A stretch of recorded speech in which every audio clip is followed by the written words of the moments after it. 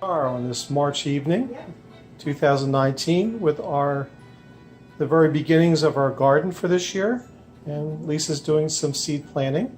Yep, and I thought that I would do a little tutorial if anybody is interested in doing their own garden. Excuse me one second, we do have one audience member here. Brenna is very curious. She couldn't wait for this to start. Go ahead. She's my helper. First things first, we do an organic garden with vegetables and herbs. Those are pretty much the ones that we do. One day I'd like to get into blueberries and raspberries, but we haven't done that yet. So I just want to point out a couple things. One thing is we got these seed starter greenhouses, and they weren't expensive, $7 maybe. It comes with the tray. It comes with the biodegradable trays that you put inside. Comes with these markers that you can write on. See, I have my writing on there. And best to use a Sharpie so that it doesn't get wiped off.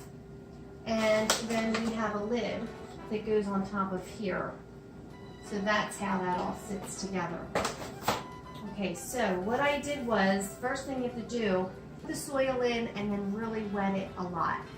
So what the directions say is you want to get it wet enough so that it wets the walls, the outside walls of each of these trays. And once you wet it good, let it sit for a little bit, and then you can start planting just to make sure. And you will have some runoff on the bottom. There's going to be some wetness down there, and I believe that should be okay. Then what I do is you can use a pencil or anything that has an end like this that you can just punch little holes in.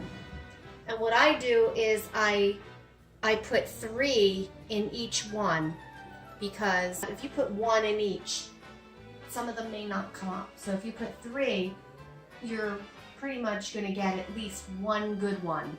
So not every seed is going to come up. And sometimes the seeds, they will grow and they'll come up, but they'll be real stringy, and that's not a good plant. You're just going to have to thin it out and get rid of it. So you may at the very end have just 1 per little square.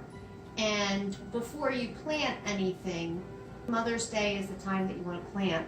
You're going to want to, say if you do have 2 or 3 in each one, you're going to need to separate them, of course, because there's spacing involved when you plant. So I'll just show you what I did also. I soaked my seeds. So I get organic seeds, and these I got at Martindale's, the natural market.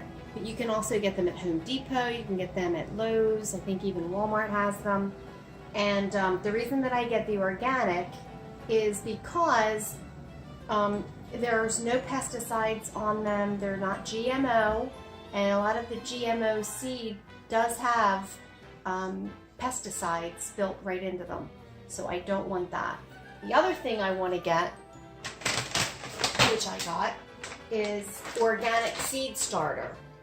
And this is important because you want to make sure that the soil is as natural and pure as possible.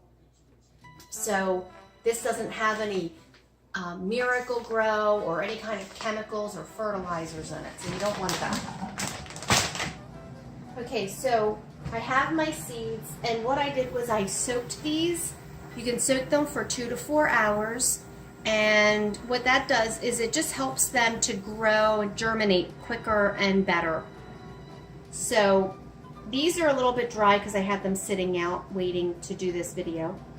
And usually when you take them out, they're sticky and they tend to stick to you. So when you put them in, it's a little bit tricky because they'll stick to your nails, they'll stick to your fingers. So you want to make sure they also stick to each other. So you want to make sure you just get 1 each for each little hole, and just put 1 in. Let me put some more holes. So you just poke the holes, and there we go. And then you just cover them up like that. And I'll just do one more.